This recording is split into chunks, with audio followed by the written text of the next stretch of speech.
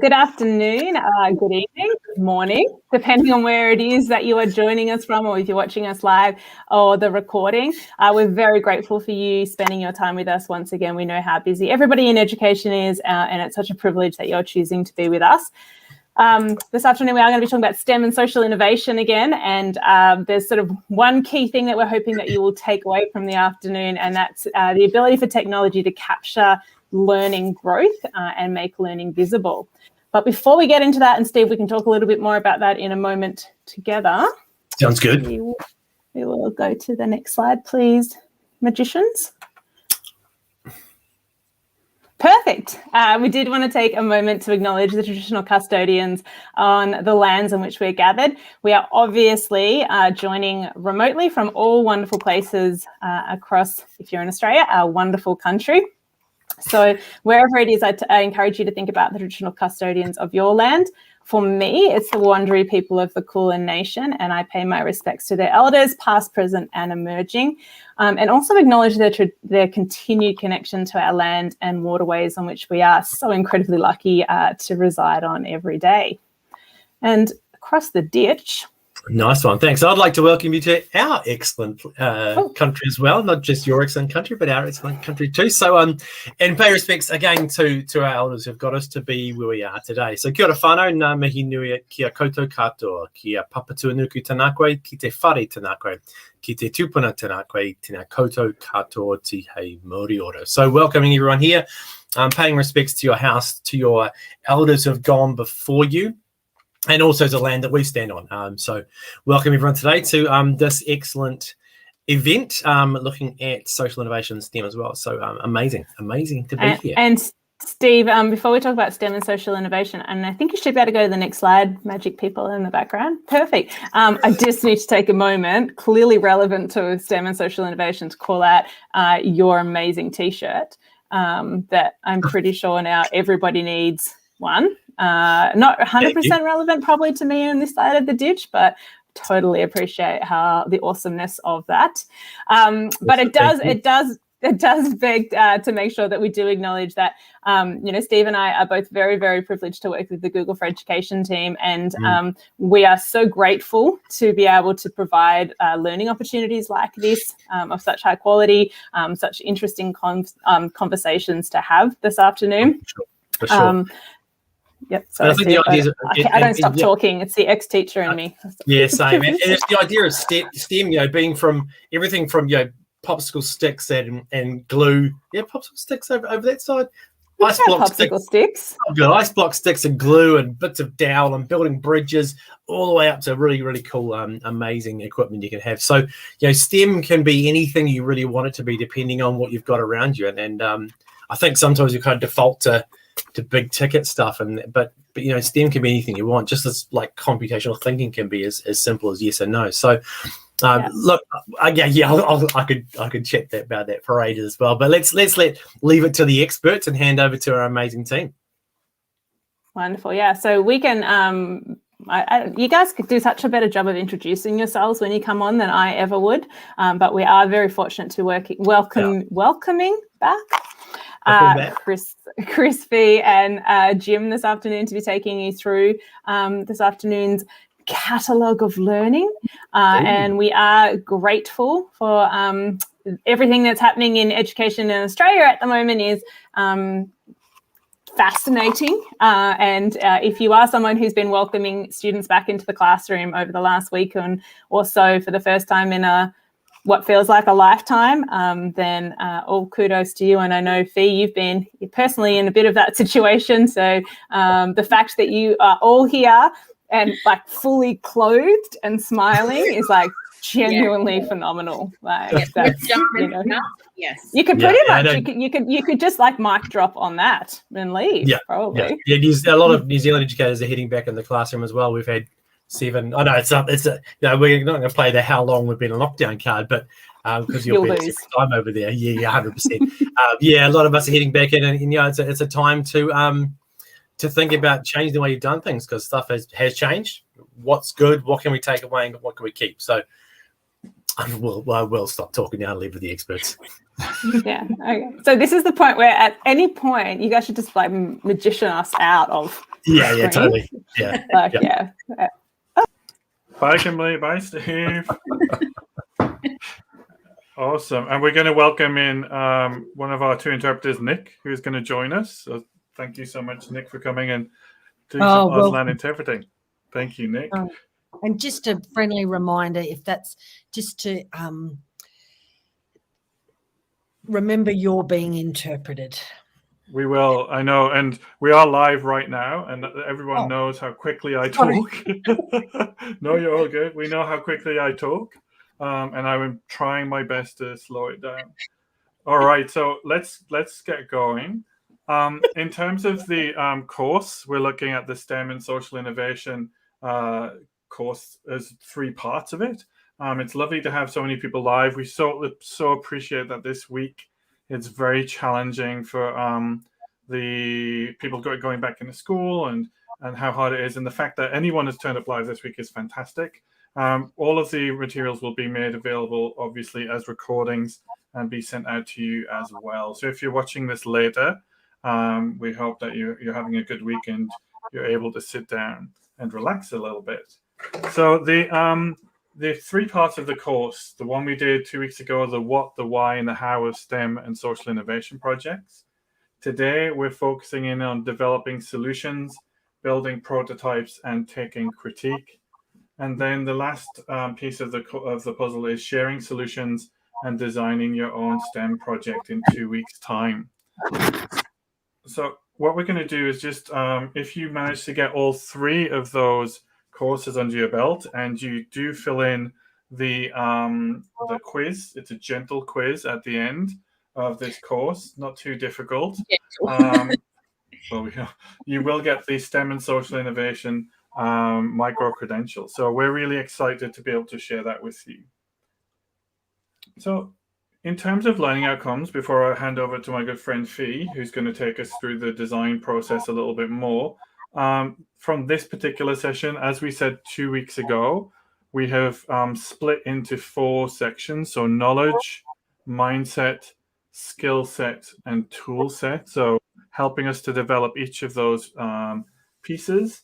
In terms of knowledge today, hopefully you'll have a deeper understanding of ways to capture learning through portfolios, reflections, and screencasts, and also some examples of reflections on learning growth. So we're really interested on how do we capture learning growth in a way that allows us to see it really visibly.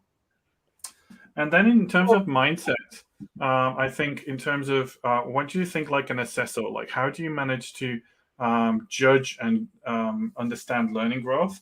And obviously, as ever, as a learning designer. In terms of skills, we would love you to really look at designing signals of learning growth. It's a real skill to design ways to show learning. And then we have a whole toolkit of tools, which we're going to share with you as we go forward. So what I'm going to do now is I'm going to just, I'm going to stay on screen, but I'm going to be quiet for a little while I pass over to Fee, who's going to talk us through the actual process itself around STEM and social innovation. Yeah, absolutely. So we started unpacking this a little bit 2 weeks ago. I keep thinking it was last week. I'm one of those teachers who returned to school last week full time. And so if I don't make sense for some reason, it's because my brain's a little bit fried. So I apologize in advance. I'm sure there's plenty of people who can empathize. So 2 weeks ago, we looked at this design process, and this is one of the ways that we can engage our students in authentic and meaningful learning in the classroom, no matter what age they're at. So 2 weeks ago, we gave lots of different examples for students in high school all the way down to our youngest learners. As a year 1 teacher, I'm really passionate about the younger learners, whereas Chris has experience with the secondary students. So hopefully we can kind of give a bit of broad experience in those areas.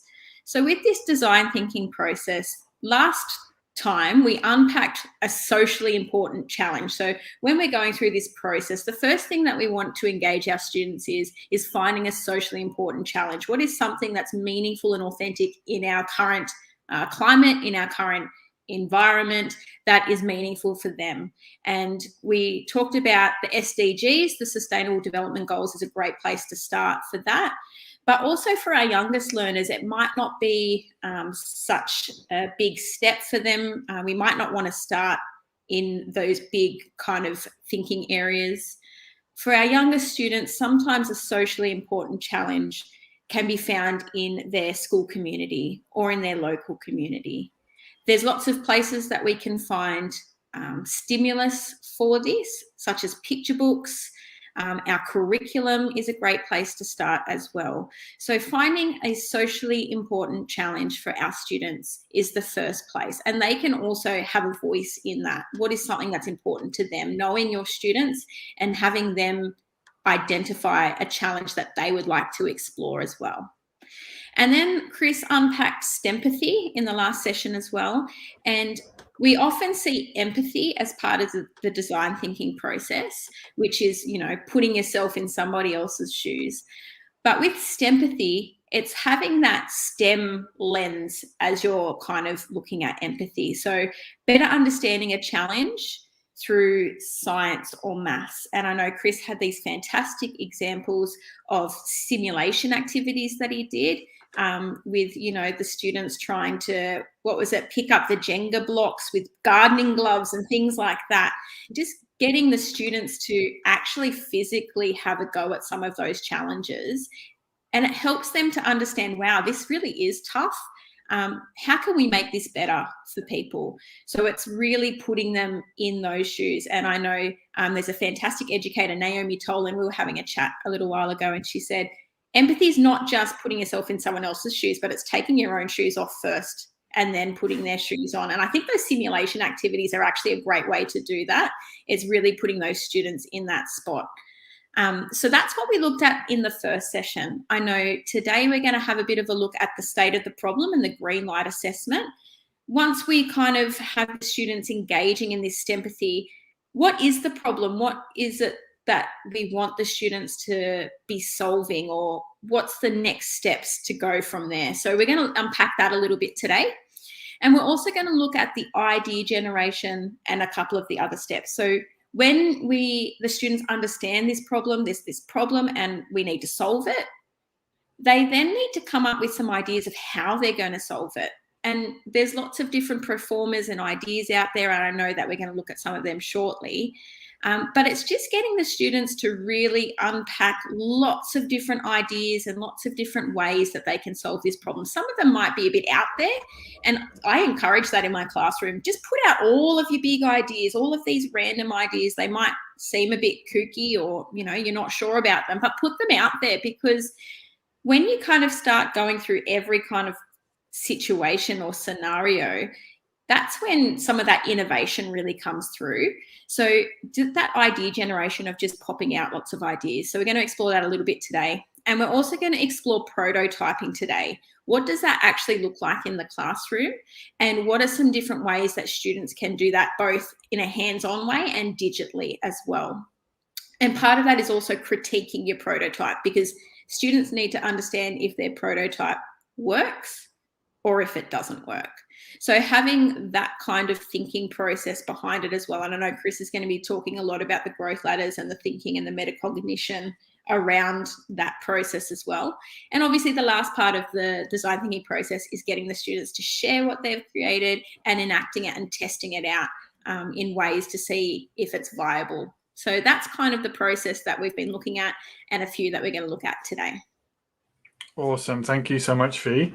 So let's get practical really quickly. So we're definitely going to, you know, look at the state of the problem and the green light assessments and this whole piece. But it could be something that you do in one day, or it could be a project that you run over several weeks or a term or even a year if you really want to. So how do we actually manage to kind of capture that learning, to really make it as visible as possible, so that you are not having to, as a teacher, not having to look for the learning. It's there and you're able to see it really easily. So what I'm going to do is just share my, take the slides off and share my screen. Here we go. on my Chromebook. And what you've got here is just a slide deck, but it is no ordinary slide deck. This slide deck is, in fact, going to be our learning journal, if you like. It's how we're going to capture the learning. And if you haven't used Slides Mania, which we will put a link into the chat and into Classroom for you, there are a bunch of different free slide templates. And this is one that I borrowed and adapted from Slides Mania. And this one is really the place where our young people are going to capture their learning. So basically what I'm going to do, and I'm actually going to do this, I'm going to put this into Google Classroom soon so that you will have a copy of this. Once you get it, just remember, if you want to use this or adapt it, you can go to File and make a copy of the entire presentation, and that will make a copy for you in your Google Drive. So you can then adapt that and do what you want with it. But let's have a look at the different sections. You'll notice that we've tabbed the down the side. We put some tabs with just some little hyperlinks. So these tabs will take you, when you click on them, down to the different slides if you want to. And it's kind of just a nice little fun navigation system. You know, it's not the most useful thing in the world really, but it's just nice to kind of have it designed as a notebook with tabs. Obviously, when the students get this, they're able to do whatever they want. They might want to put a picture of themselves in here. They should definitely add their name into this box.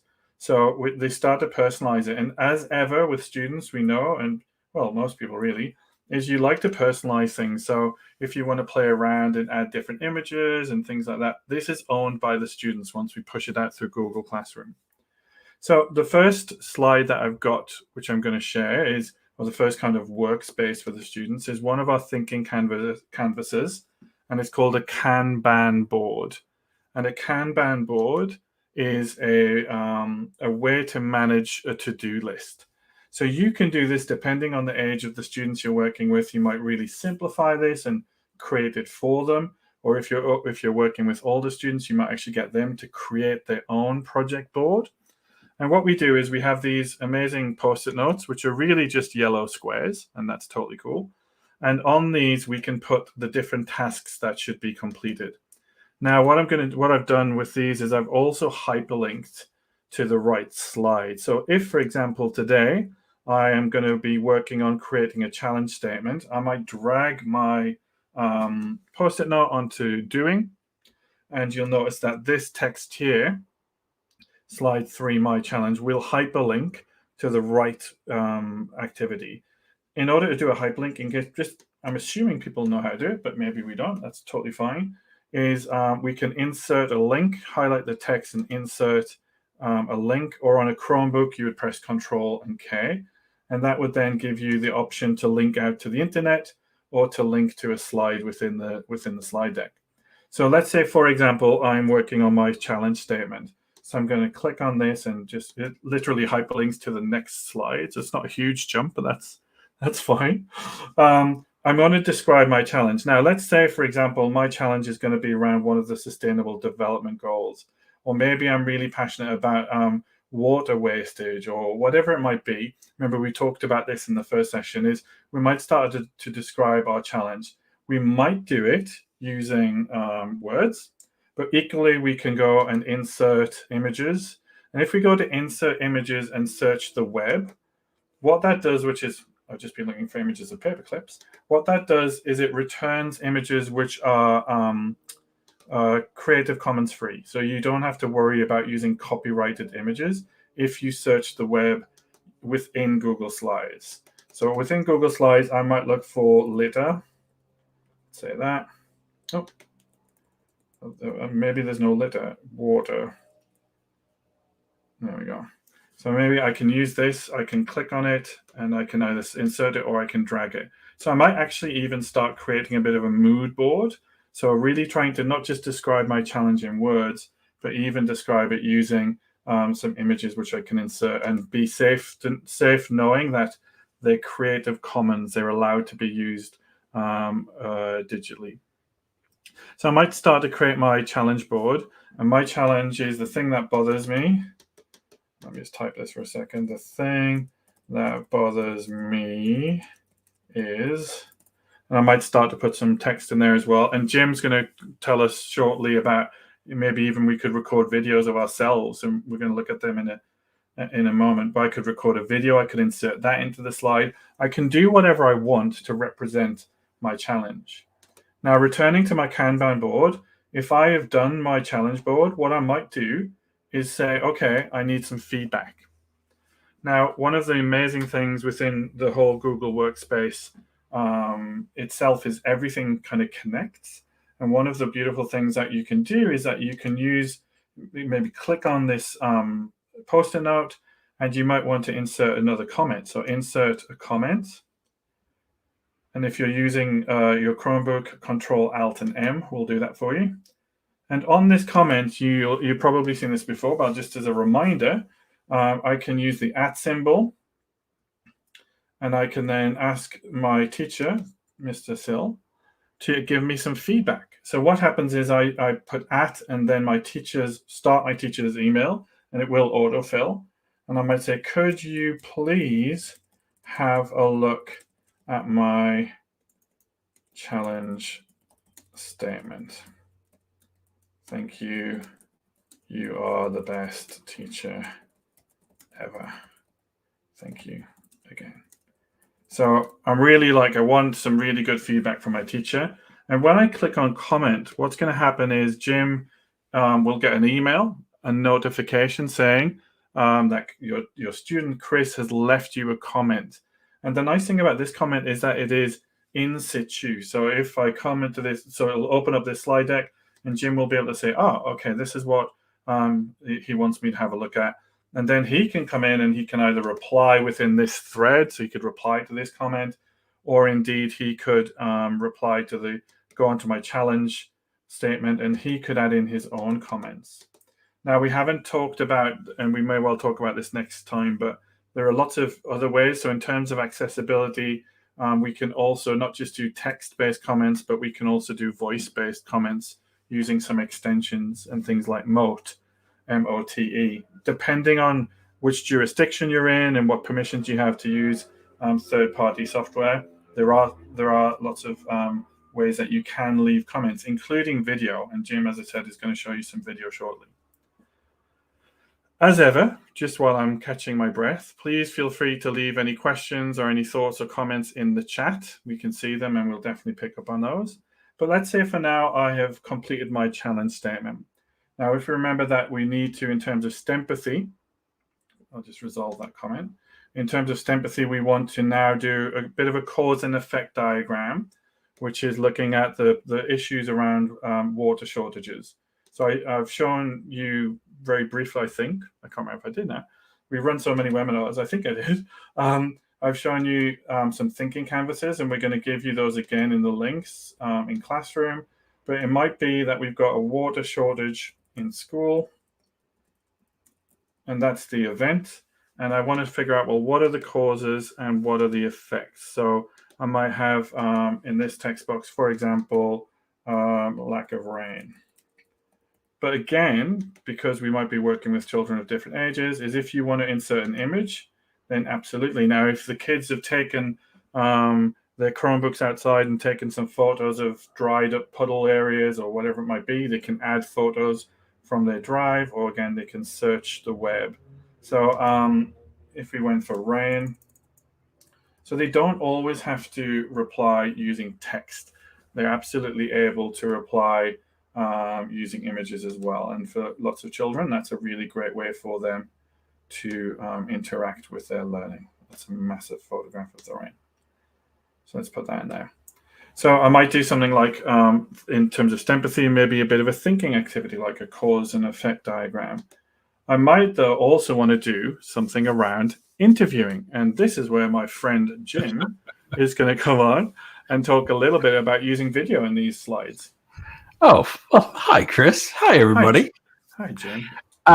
Yeah, Chris, I love this. I just want to start by saying that. I think I love this concept of this interactive journal that you can get feedback from and continue to add things and develop it. So when we talk about these empathy interviews, I got excited when you brought this to my attention, because this is a perfect spot for what I love to do is bring in video. And really the best way to do this would be to use like a program like Screencastify. I think we've talked about Screencastify before on here. I think, if not, you should look into it. It's great. And it's not just the only one. I often use Camtasia. Camtasia comes at a cost. And then I also, enjoy using WeVideo to do screencasts. I think the easiest way to use this would be to use Screencastify. And so let me share my screen, Chris, and then I'll walk us through. Oh, it looks almost exactly the same. It's weird. And so this is the same spot. So what I'm going to do is just walk us through using Screencastify to add these interviews. So when our students can go out, of course, they can interview themselves, right? So they can be part of this, and then they can also maybe take their Chromebook out on campus and just turn it around and just record somebody else doing their interview. However they were able to capture these is great, and to be able to easily add them to this Google slide in Google Drive. So let me show you. Hopefully you'll be able to see that on my screen. I'm just looking at my screen versus that. Up here, I have already installed Screencastify, the extension. So it's a Chrome extension. So you just have to go to the Chrome web store and add that in. Add that to your to your list. It's free up to 5 minutes, which I love. Chris, as a former film teacher, I really don't want to watch a video more than 5 minutes. So it's we just want to make sure so you can continue to use the free version. Screencastify will tell you that you should purchase it, but I'm not doing that. So if I go here and I click on the Screencastify button, you're not seeing it on my screen, on your screen. So there's a button here. I wish I could fix that for us. There is a when you click on that extension, you'll get this drop down window that allows you to record only the webcam. And so let me see if I can just quickly record something, and that way it at least be able to use it here. This is that situation where I should have shared my screen. And so this is me just talking and saying hello. This is my empathy interview. Okay, and so I just hit stop, and then this window pops up. See, I did it for real. It's live. And so once I've gotten this interview recorded, this window pops up using when you use Screencastify. I always recommend you come up here and name it. So let's just put empathy in here, maybe number 1, whatever it might be, maybe somebody's name. And what's happening here while I'm talking is, sorry, I have somebody at my door who wants to talk to me. And what happens is when you recorded this with Screencastify, up here in the window, you have it's already loading up. Sorry, I'm very distracted. It's loading up in the background, so it's going directly to Screencastify and storing on their servers. But more importantly, because you sign in with your Google account on Screencastify, down here, see how they've sort of hidden it, is the ability it goes to your Google Drive. And here, you just change your Google Drive settings to unlisted. Anybody with a link can view. And then, and now it's ready. So it just immediately is available on Google Drive. And so I really love that. While I'm in here, I want to just also share with you that, let's say somebody's uncomfortable with their image, but you still have captured this interview and you just want their audio. Google Drive, Screencastify allows you to do that here under Export Video. You can come down here and export it as an MP3. And when you do that, the audio file also stores in Google Drive. And that makes it really easy. Maybe I'll do that while we're waiting. So that'll just sort of do its thing in the background while we're oops, already ready. Look at that. That's quick. So that's already it should be able to save to our Google Drive. And so what I do is I go back to my empathy journal. I just popped in a little screen cap of what that looks like, Jim, when you click on the button, just so people can see. Oh, yeah. Thanks, Chris. I appreciate you doing that. I'm just going to switch out, bring Nick back in while we're doing this. It's an awkward time to do the switch. And Erica asked the question about reverse cameras on Chromebooks. It depends very much on the model. So some do have a reverse camera. Some you can turn into a tablet mode, so you can kind of turn them that way and use it as a kind of I guess like an iPad almost. And then, otherwise maybe just get someone to sit in front of the camera. And again, as Jim said, you might only want to capture audio, and that's cool as well if you don't want to use camera. Yeah, I think that being able to insert the audio is it would be very simple, right? And you could just really almost have like a podcast style thing happening there at your at the desk. But I don't think we're looking for super high quality with these. What we're really looking for is capturing voice and message, right? So you're holding it and just not looking at exactly how it's framed up is probably fine. So I wouldn't worry as much as I want to worry about that. I wouldn't worry about it. And you're a film director, Jim. You're a film director. People might not know that about you, but Jim used to work in TV, so it was what I taught. I taught it with high school, so it just sits in there as I want to say something. But here, when I go here to insert, and then I can choose video, then what will happen typically is, it'll appear when I click on Google Drive. Should usually appear right here. How many videos do I have of us, Chris? Pre-Beard days. If I click here, that should just add it directly into our board, right? And so it's really, oops, I think there we go. Let me go back to that window. There we are. And so here's my empathy interview. And obviously what we'd want to do is click on that and just make it just a little bit smaller, right? Just to fit them all in there. So that way they all fit on that board. But just for fun, I thought I would try to go ahead and insert that audio file. If I did it right, hopefully it will work. There it is, right here. So I can click on that and insert that audio file. There we go. This is saying, hey, you're not. Oh, remember, I didn't share this. Remember, I shared that video file, and this is sort of just double checking, like making sure. I'm sure View works with this, so I'm going to hit share. And just so now you see this audio file, and you might want to add some text around that and just sort of give it a name, right? So I've moved my mouse a little bit too much. So I really do love this concept of being able to use something as simple as Screencastify because it works so closely with Google Drive. And so, really simple process, but it does so much, right? Getting authentic voice and really getting this interview skills. There's so much that goes into the process, doesn't it? 100%. And again, empathy is about like using maths and science, but it's also about humans. So really important to be able to capture human voices as well. So one of the ways as well, Jim, we can build on this is building up this picture of the challenge that we're working on. What I might do is, I'm just going to pop my Chromebook back in. There we go. What I might do is do a Google form. Now, if you've never used Google Forms, it's a really simple way to ask questions and to build questionnaires. Most teachers, it's one of the first things they probably learn. Definitely worth teaching the children and the young people how to use Google Forms as well. So I've just done really quickly a question. I want to find out the opinion of my classmates. What is the biggest environmental problem in our school? So what I've done is just created a multiple choice question. And I've said wasted water, wasted electricity, and litter. You might notice that I've got some pictures there. So as an option, just to support comprehension, if I'm going wasted water, you'll see there is a little kind of add image icon appears. So if I add on that image, and again, I can do the same thing. I can upload an image, or I can go to a Google image search, and I go tap water. I can just let's add in this one.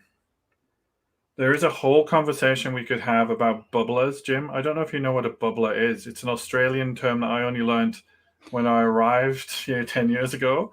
It's the taps that are outside that you can drink from, the drink taps in schools. Oh, yeah, we call that just a water fountain. Oh, so it's a bubbler. I think that's right. I think that maybe I made that term up. Please correct me in the chat if that's wrong. But you can add in pictures. You can add them into your multiple choice just to help comprehension.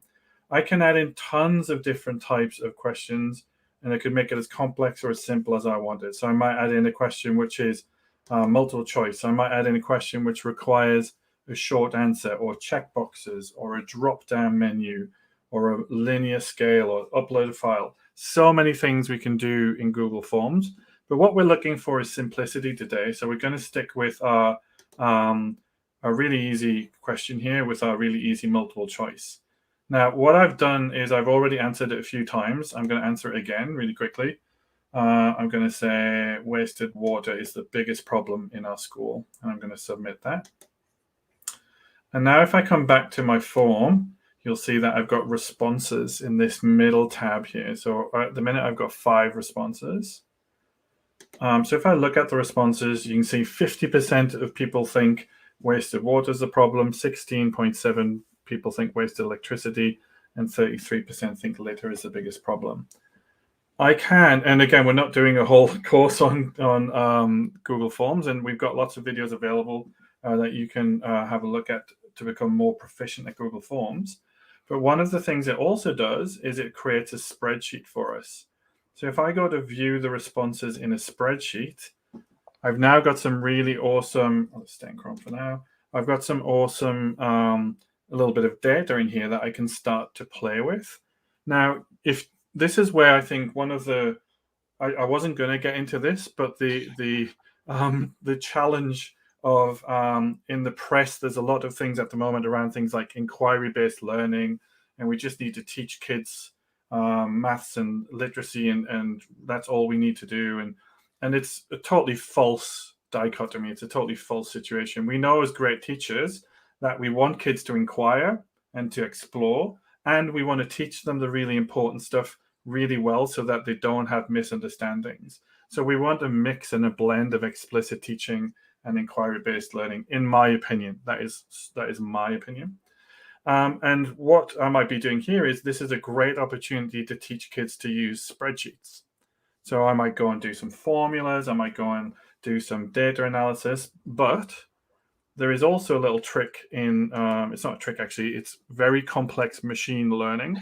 There is a trick in spreadsheets, in Google Sheets. Down at the bottom right here is the Explore button, which I've just zoomed off the screen. That's what's great about this, Chris, is that we don't have to take too much time to teach this intricacies of spreadsheets, that there are buttons here that make it relatively simple, or easier, I should say, than it used to be.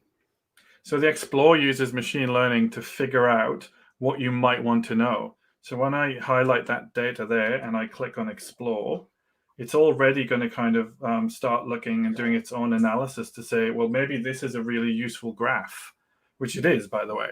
So what I might do is go, okay, I like the pie chart, or there's a histogram, like let's go for the pie chart. And I just drop that now into my sheet. So the analysis is being done by machine learning, which is really cool. And the more data you have, the more interesting the analysis becomes. It also allows you to ask natural language questions, like what is the average? We haven't got any numbers in here, but if we had some more numbers, it could be like, what is the average number of, the average number of glasses of water you have per day? Whatever it might be, you can explore that through natural questions, through natural language questions. And just to answer Mary and Tim, oh, thanks, Tim. Tim's already done it. Yes, the spreadsheet is automatically generated when you, in your form, and you go to responses, you'll see a little green spreadsheet logo, and you can click on that, and that will create a spreadsheet for you. Or if you want to collect data in a collective place, you can choose which spreadsheet you want to go to. Now, this wasn't the thing I was excited about, Jim. The thing I'm excited about is I've done a little bit of this. Let me just say, I love that we could get excited about spreadsheets because, there are certain people and kids, students who this is really where they like to be, right? Whereas like people like me, we love to be in that video piece. So it's just, I love how your this whole journal allows us to explore all that. Absolutely. And so the thing which is really neat again about Google Workspace is that when I come back to my journal, so let's go on to this, we've got a data collection task. So I've done the form, I've created the spreadsheet, I've created a graph within the spreadsheet by using the Explore tool. I can now go to Insert and Chart, and I could create it in here, or I could actually go to Sheets. So I'm going to choose Insert a Chart from Sheets. And what that's going to allow me to do is to choose a spreadsheet. And I'm going to choose the spreadsheet we've just been working on. And then it's going to let me choose the chart. And if I had multiple charts, it would let me choose multiple charts. Super important bit, Jim. Super important. Okay, yeah, ready. Is keep this link to spreadsheet ticked. And I'm going to show you why in a second. Because what happens is I'm going to import this chart. So I've started to collect my data. And it's a resizable image. I can, I might put it here. And then the kids can do some text explaining the graph here. But the really neat piece, and which is why I love this, is that if I go back to my form, and let's do another dummy answer really quickly. So I'm going to say wasted electricity. Submit that. And what I might even do is just do another one as well. Let's say waste. Let's say later again. So I've got a little bit of extra data. So I've collected some extra data. Automatically in my spreadsheet, that gets updated. So my spreadsheet graph is updated. And when I go to my slides, I'm now going to have this little button here, which says, come back, Chris. My ability to click is low today, sorry. I've got this button which says update. And it says that update from that spreadsheet. And as I click update, what that's going to do is pull in that new data directly from the spreadsheet. So I don't have to insert anything new, but I actually just am able to do that using the live link to the spreadsheet. Bravo. Thanks. I was excited by that. No, I'm totally. I'm not sure if how does Nick interpret how excited I am for this, because it's wow. It's totally very. Wow. All right. So what we're going to do is so imagine now we've collected a bunch of STEMpathy data. We've done interviews. We've done some thinking tasks like the cause and effect diagram. We've collected data, we've inserted some charts, all of that kind of stuff. The really important piece, and I mentioned this, and I'm not sure I emphasized it enough last time. The really important piece is to now stop. Because what young people, children, and in fact, generally humans want to do is to come up with solutions straight away. They just want to come up with the answer now. And what we want to do is to make sure that we're tackling the right problem. So what I do, and it's actually a fantastic opportunity to do, in inverted commas, a formal assessment.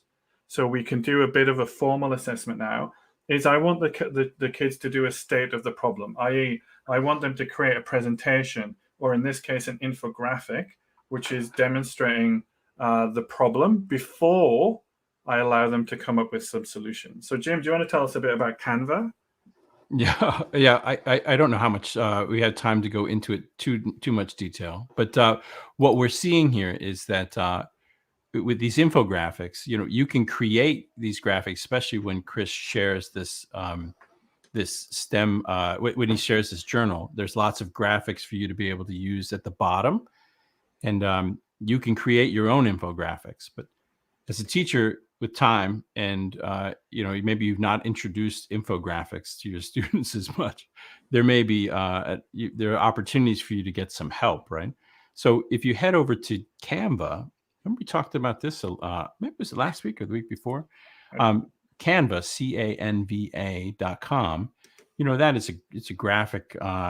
They help with you with graphics, and teachers get this for free. And so just do a Google search for Canva education, or I'll drop it in the chat in a moment. You can actually go up there to templates, or just search, infographics, and they're already made. And so, because I feel like I'm pretty creative, but I don't know how to make infographics, Chris. So it would be hard for me to teach it, right? But whereas this is already done. So getting our students to start taking the data that they've collected and the information that they've been able to discover, and then just drop it into a pre-made infographic. The creative process is still there, because they have to maybe use different graphics, but you're taking away the time that maybe it would take to sort of do that. Obviously, there's lots of time for how do I add these texts and do all the things, but the point of that is that most of the work is already done for you. So using something like Canva isn't cheating, but it certainly is. I think it makes it easier, a lot easier. Absolutely, and free. The more we can get free stuff, the better. Totally. And as Jim says, if you want to get kids to use a template, amazing. the templates that we've got at the bottom of this slide deck that we're going to share into Classroom very soon. It has things like little, are they called SVGs? Is that the right term, Jim? Vector graphics? Vector graphics, yeah. So you can make them bigger and smaller without losing that quality. So there's a bunch of like icons, and you can imagine the kids decorating their slides, but also actually creating some really useful visual information too using those. So lots of different ways to help different students to share their thinking and make it visible. All right, I'm just checking the time. We're doing terribly, Jim. Terribly. I know. We're gonna move on pretty rapidly. But what I wanted to do is just to get you to start thinking a little bit. And everyone who's already chatting is brilliant. Thank you so much. And I want you to keep chatting if you can.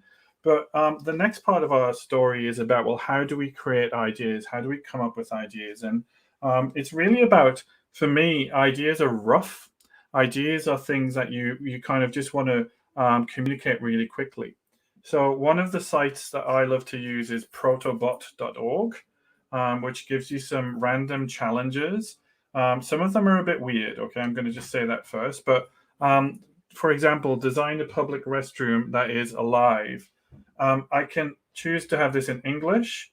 I can have it in German and Spanish and also Mandarin. He says confidently that is Mandarin script.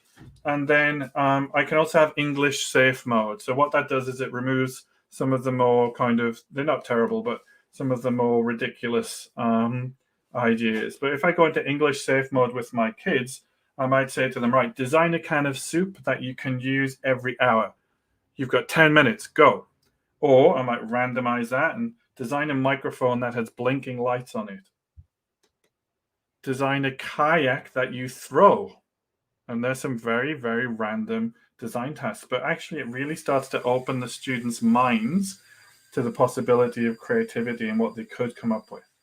So what I'm going to do is firstly suggest that to you as a really great kind of stimulus. But I'm also going to get you to do a quick exercise into the chat, if you can. And actually, I've just looked at the chat for the first time in a little while. And I can see this, yes, absolutely, Timothy, the whole idea of making sure you've got the correct graph type to display the data that you want, and difference between continuous and discontinuous variables, logarithmic linear scales. I've seen some very dodgy presentations actually around COVID using different scales. And yes, Mary, all of these resources are added and will be added to the classroom.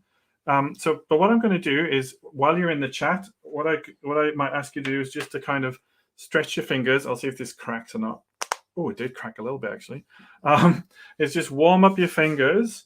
And what I'm going to do is I'm going to give you a very quick design challenge in the chat.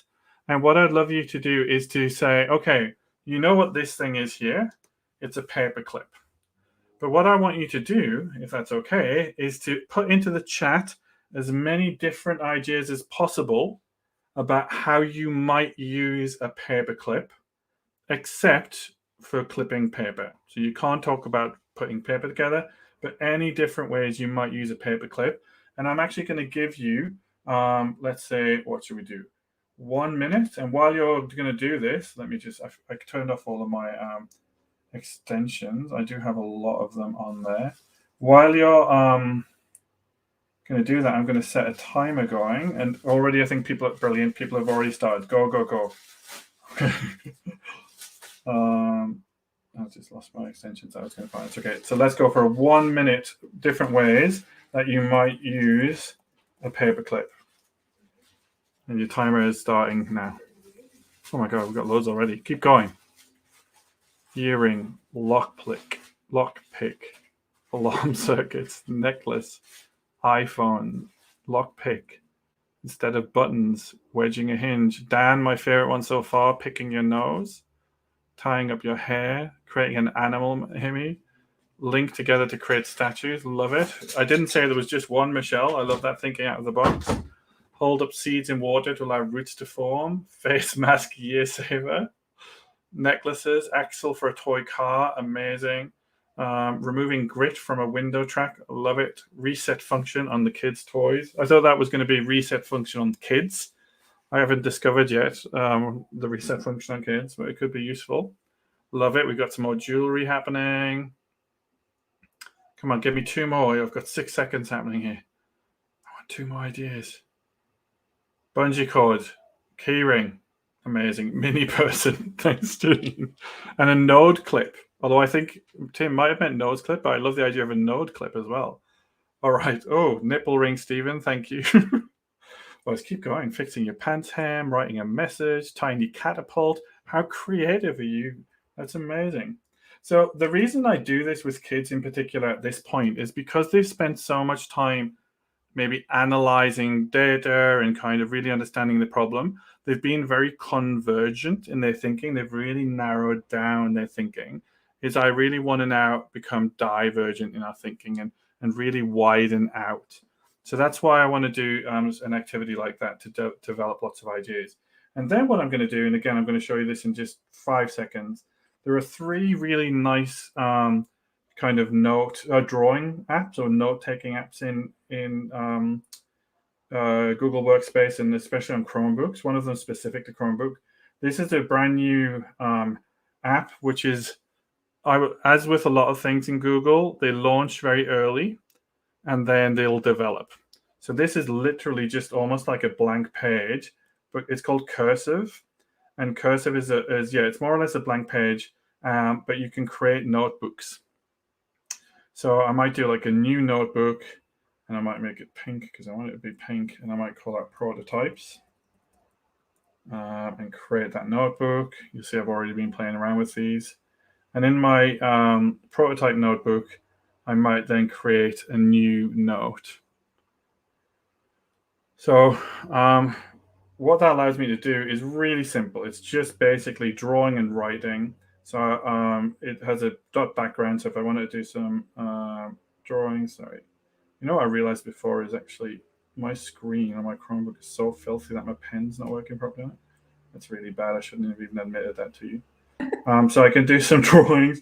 I can change colors. I can do a little bit of highlighting. I can select objects and I can resize them. And the thing I actually like about this one is I can really quickly just do a simple sketch. It is a developing product, and it is literally brand new. It's only been out of the traps for weeks, and it will get better and better and better. It isn't my favorite, if I'm to be totally honest with you. It's not 100% my favorite product. If I'm actually doing something like prototyping, one of the things I like to do is to use Jamboard and actually just sketch within a Jamboard. And Jamboard is I love it. It's not great to organize because you just kind of get all your jams there and you have to organize them by folder. I'm not going to open in the app. I'll just stay in Chrome for a minute. Actually, maybe I should have opened in the app. But again, it's that similar option of I've got my pen and I can draw, do whatever I want to do. I've cleaned up I'm drawing my prototype of a water filter here. And the thing I like about this, again, is I can share and I can collaborate, which is really nice. If I were, and let me just show you this, if I were to use the app, so if you can use the Jamboard anywhere in terms of it's browser-based. If you use the app on the Chromebooks, you get a slightly different experience, which I really like. Oh, hello. And if I go and the reason I like the version in the app is it gives you some different pen options. So what I can do is it gives me some assistive drawing tools. So for example, it might say, Chris, I've got my writing. All right, that didn't work. Let's just scratch that out. That's terrible. Get lost, get out. I really need to sort this screen out because it's being awful. So let me try that again. So Chris, I'm going to be called Horace for now. Anyway, it has an assistive writing pen. It also has an assistive shape pen. So if I were to draw a triangle, which actually wasn't a bad triangle there, it's gone right angled now. It'll help me to draw the shapes. And this is my favorite one, is this uses some machine learning. If I start to draw something like, let me say I'm going to draw a cat. I mean, as you can see, I'm actually an amazing drawer. It thinks it's a pair of underpants at the minute. And I like what I meant is if I was to draw a bear, that's what I meant. I was going with bear for that one. Yeah, it's definitely better. It then gives me these options down here and says, do you mean this? And then you can click on that and you've got to keep drawing. So I can sketch in Jamboard, so that's a really neat version. But to be honest, the simplest and the version I love, the kind of workspace tool that I love to use, I don't know why I was drawing a bin before, but I was, is Google Keep. And if you don't use Google, I use Google Keep all the time in my life, like to keep articles, to do shopping lists. But using Google Keep, especially if you're using a touchscreen in Chromebook or using with a stylus or you're using a tablet, it's lovely it's actually really nice to draw. And again, it's super simple, but you can have different colors and different pen sizes. So let's say I was to draw my water filter thing again. So this is what it is. Now I might annotate it and put some notes on it. So I can do whatever I want. And the reason I like it being in Google Keep is what happens now is, let me just close Google Keep and then close a couple of, it will be saved, it'll be fine, I'm sure. Oops, let's get back to here. Is what you might not always see, what you might not always notice is on the right-hand side of your screen, you've got Google Keep. Whenever you're in Docs or Slides, you have Google Keep as an option. And if you click on Google Keep now, that drawing eventually will come through. It'll appear here in a second. Oh, that's my bin drawing. The other one will appear in a second. And you can actually just bring it straight in. Sorry, I'm just being a bit laggy now. I can bring that drawing straight in from Google Keep into my slide deck. So it's a really nice way to connect really, really quickly. All right. So anyway, geez, that was a lot of talking very fast there. What I am going to do now, though, is I'm going to get back to my wonderful friend Fee, who has got some brilliant ideas around prototyping, which we're going to share in 1 second. Let me just do this, Fee, and then I'll hand over to you. I just point out that it is in fact a bubbler. I was sitting there the whole time going, "It's a bubbler. It's a bubbler. It's a bubbler." It's definitely a bubbler, right? It's Kids at school are always like, "Can I go to the bubbler?" Yes, you may. Yes, you. Just to answer Michelle's question while it's there, the cursive, to access cursive, at the minute it only works on Chromebooks. But if you are on a Chromebook, you just need to go to cursive. It's what's, I'm going to get this wrong. I think it's called a something web app.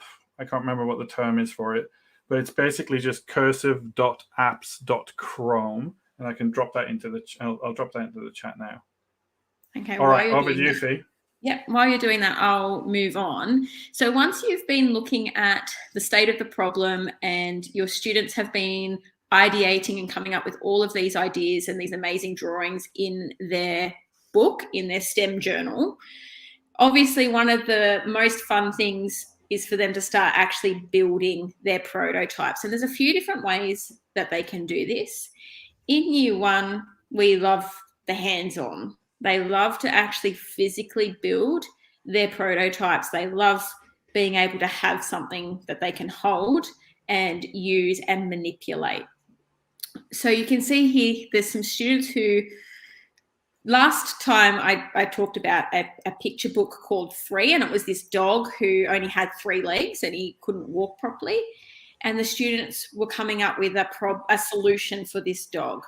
And so some of the students said the dog needs a 3rd leg. So this student on the left is busy making another leg for the dog. And we were using some make-do sets, which you can use with cardboard. It's like screws that screw into cardboard. The students on the right were building a new home for 3. So the students are building lots of different things to solve the problem. They've designed the problem on a piece of paper or on a Chromebook, and now they're actually physically building it. That's one way that we can get students to make their prototypes. And there's lots of different ways they can do it. It doesn't have to be cardboard. You can use, other recycled materials. You can use other technology pieces like robotics and things like that, microbits. All of those things can be used for prototypes. So for the next slide, when we're looking at prototypes with students, there's a couple of aspects that we can look at, and Chris might jump in to help out if I explain this just a little bit with my brain. So when students are building a prototype, there's two things to look at. There's the fidelity of the product, which is how well the product can actually work. Sorry, the prototype, how well the prototype can actually work. And there's the visuality. What does it actually look like? Does it actually look decent, or maybe it doesn't look that great? And so when we think back just before the photos of the students who are building these cardboard limbs for this puppy or the cardboard home, they might not have a very good visual appeal. They're not very aesthetic. So they might be more on the low visuality sort of part of the scale. And so then it's thinking about, well, will they actually work? When we go to the testing phase of the design thinking process, how well are they actually going to work in practice? Now, I'm not sure if the cardboard leg would have actually worked. So that's probably a low fidelity. So you're kind of looking at that bottom left quadrant for that design. But there are some great prototypes that students can make with recycled materials that can have a high fidelity, that can actually work quite well. And so on the next slide, I've got, sorry, did you want to add anything to that, Chris? And yeah, I was just going to say that the point of prototyping, and I think sometimes and to be really honest, I love, 3D printing, I think is great, but I have seen very expensive 3D printers used to make prototypes that you could have made out of some cardboard really quickly. Yeah. And so when we're thinking about prototyping, it doesn't always have to go, and I'm not saying don't 3D print, by the way. 3D printing is really cool, but when you're prototyping, it's much better to go for low visuality, low fidelity, if that means you can share your idea with someone and they say, yes, that's a great idea, let's 3D print it. Yes. Exactly, Janine, exactly what Janine's just put in there. You should be able to rip it up and try again, short and fast. You shouldn't be sitting at a 3D printer for 4 hours and then you get something and it doesn't work. By the way, I don't know if I can show this to the camera. This is a 3D printed 4-dimensional cube, a tesseract. So I do love 3D printing, so don't get me wrong. But it's important that you can do it quickly and you can communicate the idea. So when kids want to spend hours doing beautiful, high visual impact, high fidelity prototypes, and then suddenly they figure out actually it's not a good idea, or I'm not solving the right problem, like it's a real issue. So fast, we can, and as Janine says, which I love, is if you should be able to rip it up and start again when you get some feedback on it. And really, you're wanting to focus on the fidelity of it, right? You want the product to work. So in our class, a lot of writing, 6-year-olds love to color everything and make everything pretty. So we say information before decoration.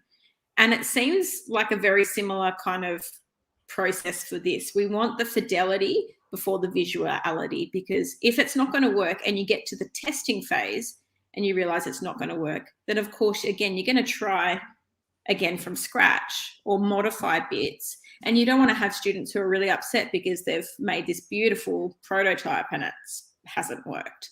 Yeah. So on the next slide, I've got an example from a student last year. We were doing a science unit about noise and sound energy. So this is year 1. We were doing sound energy. And the students then took their learning of sound energy and vibrations and how do vibrations travel through the air. And we did a design thinking process and we thought about, well, how can we reduce or control noise levels in the classroom or in certain areas of the school?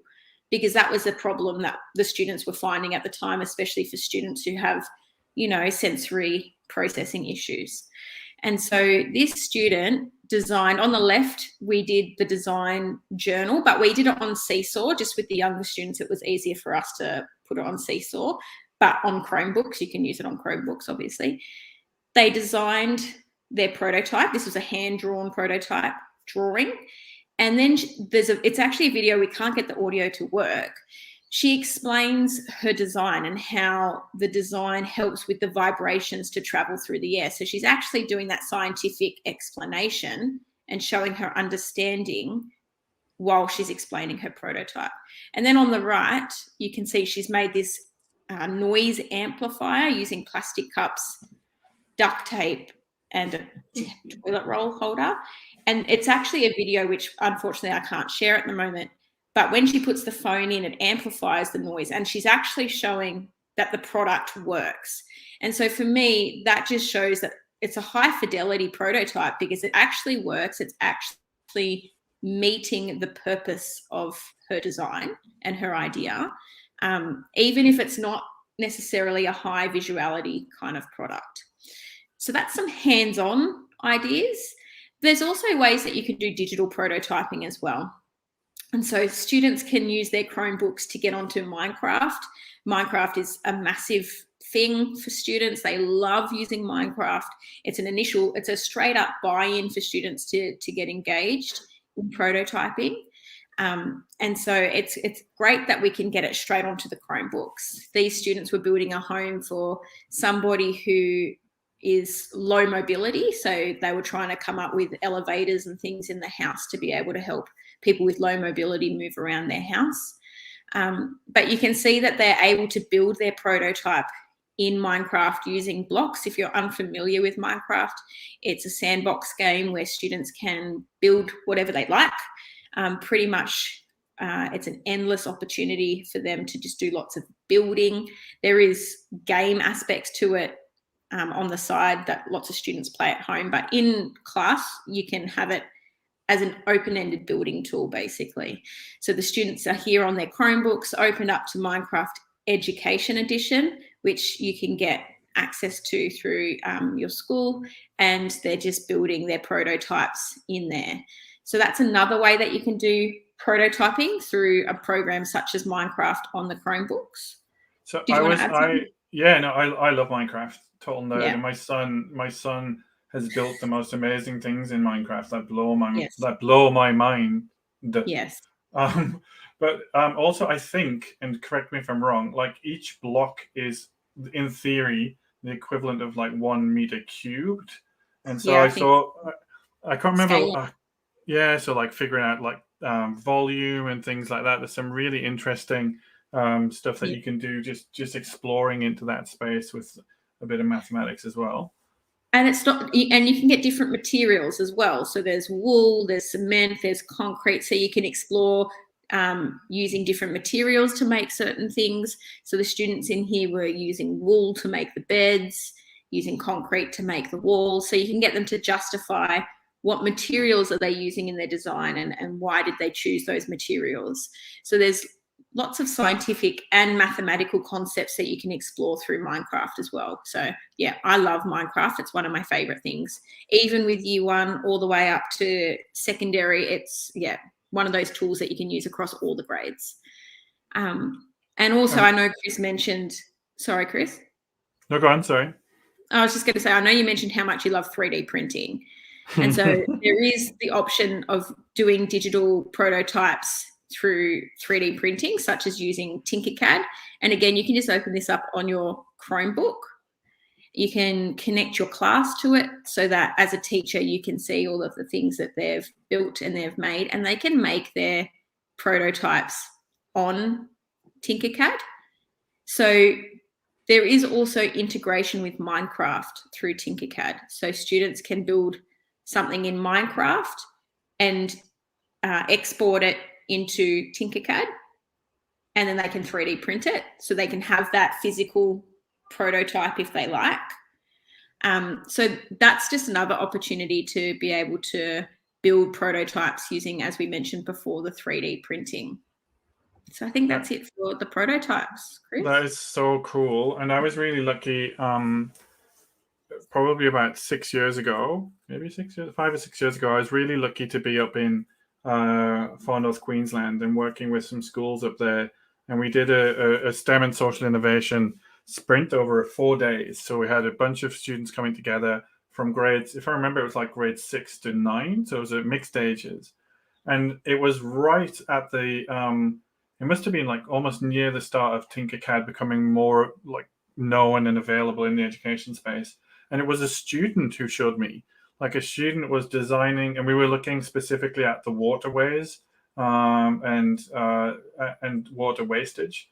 And he designed a filter and capture device, and he did it all in Tinkercad. And I was just blown away. He he could rotate it and show me inside and outside. And it was a student who kind of figured that out for himself, and then showed a lot of other students. And by the end of the 4 days, they had all designed beautiful prototypes into their Tinkercad. So really cool option, really interesting option. Can I just add to that, Chris? That's one of the things that I really love about using tools such as Minecraft or Tinkercad is I've worked with teachers who are a bit unsure about Minecraft or Tinkercad, or they don't feel comfortable with it. So they go, oh, I'm not going to use it. I don't know how to use it. But students know how to use it. I think in every one of my classes, there might be 1 or 2 students who haven't done Minecraft, and all of the others do it all the time. And so as soon as you mention Minecraft, 1, they're super excited, and 2, they know how to use it, and they become empowered to be the teachers in the classroom. And I think that's a great part of the learning as well, as helping students to feel empowered to teach each other as well about how to use those tools. Just a little side note. I think that's really cool. No, it's super important, right? Is that obviously students, I would never say digital natives is a really interesting idea. And not all students, I would actually argue that, lots of students need some support and some thinking, and some support and some teaching around the digital tools, but they also can come back and teach you, right? That's the exciting bit, like you say. All right. Whew. I think we're just going to do a little interpreting swap, and then we're going to get into sorry, I just need to share this screen. I'm going to go back to my Chromebook. And then we're going to get back into wrapping up in the next kind of 10 minutes, the last part of today. And the last part of today, just so you know, obviously there's a space here for your prototypes within the book, within the kind of journal. There's also space for action. And we're going to come to action next time in 2 weeks. So I'm not going to leave that for now. But what I did want to do is come back to this idea of when we get students involved in projects, and I love some of the comments in here from Janine, who I know has a lot of experience in this space, but teaching spatial awareness, building skills, but things like leadership and mentoring and all of those other things which are captured in the general capabilities in the Australian curriculum, all of those skills and competencies which sometimes we don't measure. And I always say that we in Australia and New Zealand, we value what we measure, but we don't always measure what we value. So we love data. We love I almost said we love NAPLAN. I'm going to say it. We love NAPLAN data. We love generating assessment data. We even love to know how many steps we've walked. We love to know our weight. We love to measure. But sometimes we don't always really measure what we value in lots of ways. So what I'm going to share with you, and again, this is a resource that's going to go into Classroom, so I'll give you all of them in a minute, is I'm just going to share with you this idea of how do we measure learning growth. And so what I've got here is just a poster. I'm actually going to present mode so you can see it a little bit better for a moment. I just designed a poster, and this one was around what are the kind of habits of critical thinking. And so this idea of developing student agency and learner agency and critical thinking. For example, critical thinkers seek out cause and effect. They bring curiosity to the table. They like to build evidence-based opinions. They like to reflect on their learning. They seek other viewpoints. They analyze and evaluate. They hold their ideas lightly. They ask deeper questions. They're aware of bias, and they seek to understand connections. I must say, when I get out of bed, like being back at school, so when we had to get out of bed really early with the children this morning, my critical thinking was low. I couldn't even figure out how to make a cup of tea and toast. So I'm not saying you are always like this as a critical thinker, but these are some of the habits that you can develop. So what I've done is I've taken some of these habits and then broken them down into a rubric. And I've seen the world's worst rubrics. I hope this is a good rubric. It's something that I've developed based on something called the Solo taxonomy, which stands for the structure of observed learning outcomes. And I'll put something on the classroom, which is a link to a document which explains Solo, S-O-L-O. So explains Solo a little bit more in a little bit more detail, but we don't have time right now to go into it, apart from to say that basically, can I get my little laser pointer? I do love a laser pointer.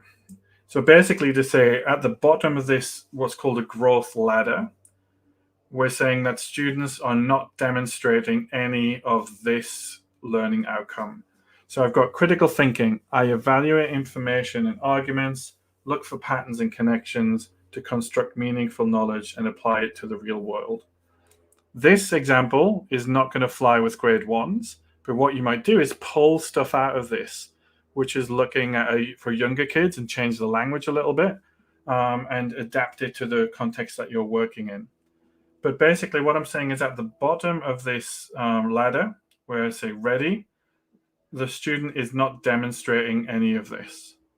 If the student is demonstrating a limited amount of this, I might say they're at 1. And if they're demonstrating a number of these habits, but they're not really putting them together to be able to impact on the real world, I might say they're multi. So sometimes we say this is surface level learning down the bottom. This is kind of deeper learning coming up the ladder. And then this is conceptual level understanding of this learning outcome. So you'll see that it says, for example, in Ready, I don't yet evaluate information in order to come to my own point of view. So that's okay.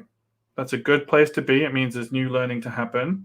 But what I can do is give them these blocks. So these gray blocks here are called move me on blocks. And it's one piece of advice that if a student is self-identified or teacher identified as being at this level, they can do one thing, and it's not everything, but it's one thing that they can do to help them to move up to the next level.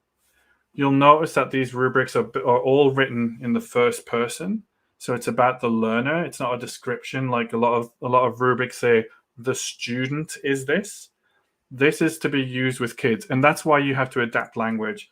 I forgot to put a picture in here where I've used a growth ladder around empathy and a growth ladder around presenting with grade 1s. And we used photos and much simpler language, but the same process, opening up dialogue around the development of these skills. So what we've got and what we're going to give you is, here we go, a bunch of these. And again, this is all in the classroom. So they're called growth ladders. That's my dog barking. That's great, Chris. It's so good to be able to help students to be able to take control of their learning as well. And I think Amy's said it in the comments, supporting students to become better learners and knowing how they learn. Yeah. It's fantastic. Yeah, absolutely. And I love that comment from Dev as well. So I love Solo. Dev, do not get me started on how much I love Solo taxonomy. And I love the idea that you've adapted that language. So what I've got is I'm going to share this slide deck. And basically we've got a bunch of these growth ladders for you to play with and adapt and to use yourself. It is. Someone emailed me last week and said, is it okay? Do I need to accredit you for this work? And I'm like, oh, if you ever see me and you want to, buy me a small present, I'm very happy for that. But otherwise, this is really public domain. I want people to use this. I don't want you to worry about, accrediting it so much. I've got it as what we call Creative Commons 0. So just use them and make them better. So for example, there is a poster on inquisitive behaviors, and then it boils down to what does that look like in a rubric? And then things like collaboration, and then what does collaboration look like? We've got critical thinker, that's the one I've just shared with you. But then because I work a lot in Victoria, I actually do a lot of work around the Victorian version of these. So things like breaking it down to questions. What does it look like to use really good questioning techniques? How do you generate possibilities? Now you can see how that would fit beautifully into the process we use about generating ideas. And so there are bunches and bunches of these. And my friend Rosie, who is an illustrator, she does all of these little illustrations for me. And again, I've paid her to do them. And so they've got the Creative Commons. Please feel free to use those illustrations if you like them. I actually printed these as stickers. And this is how embarrassing this is. I printed these as stickers, and rather than thinking they were like, was it millimeters? I got my units of measurement mixed up. And so instead of printing little stickers like this, they were about this. They were about this big. So the students unfortunately, love that. They did. And I've got. They've all gone. They all went. The students love them. But the idea of what does reasoning look like? What does even metacognition, thinking about thinking? What does that look like? Communication, citizenship, character. So all of the kind of the general capabilities and the skills, which are, I hate it when people say soft skills, because I don't think they are soft. I think they're hard, as in they're difficult. So, but that idea of competencies and capabilities, I've built a bunch of these growth ladders, even around digital literacy and things like that. So please feel free to use these as much as you possibly can and adapt them as much as you want in order to help your kids see how they can improve in these capabilities, how they can grow. And one way to do that is that you can obviously, oh, sorry, I forgot to do this. Let me just grab a sticker. I've lost, oh, I'm just going to grab this sticker. I realize I haven't put there's another slide with some more stickers, which I will add. Is one way to do this is a little bit of a talk or a kind of a dialogue with the students, is to say, okay, I've got the wrong sticker here, so excuse me for that. Is you might say to the students, okay, you put your digital sticker where you think you are. Do you think you're at that level? Do you think you're at that level? Do you think you're here? Do you think you're up here? And then we're going to have a talk. We're actually going to have dialogue, and you are going to say to me why you think you're there. And so that idea of agency, as Amy mentioned there, knowing how to learn, knowing what next steps to take, is such an important one for kids and so empowering for them to be able to talk about their learning. So I never say that this is a rubric, because rubrics sound like assessment. And while it is about measuring, it's not to be used necessarily as a formal assessment. So the last thing, sorry. I just want to say I like the use of the term ladder, because it feels like you're climbing and you're trying to aim for something higher.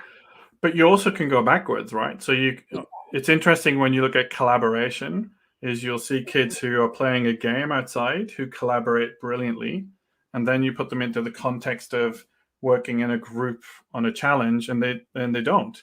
But Absolutely. If we can help to talk to them about the similarities and why they may struggle with that, then it's a really positive. It's a great positive for us. Yeah. So what I'm going to do right now, if that's okay, is two things. I'm going to go back to our classroom. If you haven't joined the classroom yet, Jim, I don't know if you can just pop that link in. We will send out the link in a post email as well. And lots of you have, by the way. So it's wonderful to see we've got 58 students in the classroom. If you haven't joined the classroom yet, please do, because what we're going to do is we'll put all of the resources in here. And what I'm going to do is really quickly, in like 2 minutes, show you how I might use the STEM journal within Google Classroom. So I'm going to go to Create. I'm going to create an assignment. And that assignment is my STEM journal. Journal. Okay. I'm going to write in some instructions. I'm not going to do them now. I'm just literally going to write some instructions. And then what I'm going to do is I'm going to attach. I'm going to go to Drive. And we've been messing around with this one, so it's not perfect, but I think that's okay. I'm going to go to Drive. And I'm going to find, probably reasonably quickly in my recent, my STEM journal. So the slide deck that I've created, which is going to be my journal. This bit, I'm sure you all know how to use Google Classroom. If you don't, we've got lots of courses you can do. Is the important bit is to click on this drop down and say, make a copy for each student. And I remember in the olden days, I know Jim will back me up on this, in the olden days, making a copy of stuff for kids was really, really hard. And Classroom now makes it so easy. So what's going to happen is you're all going to get a copy of this in a second. But I did want to show you with the rubric, with the growth ladder, is you could even, if you wanted to, add it in as a rubric in Classroom. So I can actually reuse rubrics. And I've got another, I don't think there are any in here, but there is one in here. Is that the right one? Maybe it's not the right one. This is the embarrassing bit where I can't remember which classroom I put it in. Come on, Chris, you can do this. This one? Oh my goodness, I'll find it. But basically I have made, oh, hang on. Oh man, I've made a rubric for growth ladders that you can actually try out. Was it distance learning, Jim? I can't remember where I've put it. Oh, please be this one. Yes. Phew. Critical and creative thinking. Phew. Critical and creative thinking rubric. I can actually add that in, and I've now got a rubric within Classroom, so I can even give kids feedback using the growth ladder model within Classroom as well. So what I'm going to do is really quickly close that. I'm going to assign that to all students. I'll just put it under the topic. Empathy, I'll do. I'm going to assign that to all students. So this is now pushing out 58 copies. So the magical elves in the back of Classroom are just photocopying these learning journals 58 times, and they're being pushed out to you. And what we can do is if we go to the STEM journal, it sometimes takes a little bit of time for this to show up. It might show up quickly. It might take a couple of minutes to show up, but what's going to happen is you're actually going to see within this view each individual's slide deck. So if you've never used this before, it's such a wonderful way, and you don't have to open up every slide deck. You literally just click through each of the slide decks so you can look at each individual's work. So when there's a big class, it sometimes takes a little while for that to appear, but it will appear in a moment. Hey, I've just seen the time fee, as ever, cutting it close. Having too much fun. So much fun. So you know what I'm excited about next time? We've got Corey. So yes, Corey Tutt. Corey Tutt. We're very lucky to have Corey Tutt from Deadly Science. Yeah. Who you've interviewed, right? Yes, I've interviewed him for the podcast and for STEMEd magazine. So if you want to hear about his backstory a little bit before he joins us next time, on the STEMEd podcast, there's an episode all about his backstory and how he got into science and how he started Deadly Science as well. It's a great story. So we're going to have some input from Corey, which is really exciting. He's also going to share a wonderful resource, which is just out of my reach. It's over there, called The First Scientists, which is a book about the first scientists, which is fascinating. We've got 10 of them to give away. So if you're live on the show in 2 weeks, on the webinar in 2 weeks, you'll have an opportunity to win one of those, and we'll post it to you. We're also going to look at Google Sites to share solutions to authentic challenges to authentic audiences. And then we're going to give you a look at how you might use curriculum hexagons, whatever they are. And we're going to give you a project planner. So a Google Doc, which is a really detailed planner of how you might be able to plan out STEM and social innovation projects. Hey, 5:29, we've got a whole minute left, Fee. Oh, any questions? And I know our interpreters often have to go off to another job, but we could stay on if there are any other questions, but we're going to wrap. Can I say thank you to Fee and to Jim and also to Nick and Therese, our interpreters. Amazing to have them with us just to help make this as accessible as we can. And it's always such a pleasure to support Kimberly and Steve's work and share some of these resources. So all of the resources will be going into Google Classroom. We'll send a post-event email out to you with all of the links as well this evening. And we really look forward to you joining us either live or watching the recording of the final webinar, which I've just forgot the date of, is Tuesday the 9th. Thank you. Tuesday the 9th of November. So thank you very much, and we'll hopefully see you next time. Bye. Bye.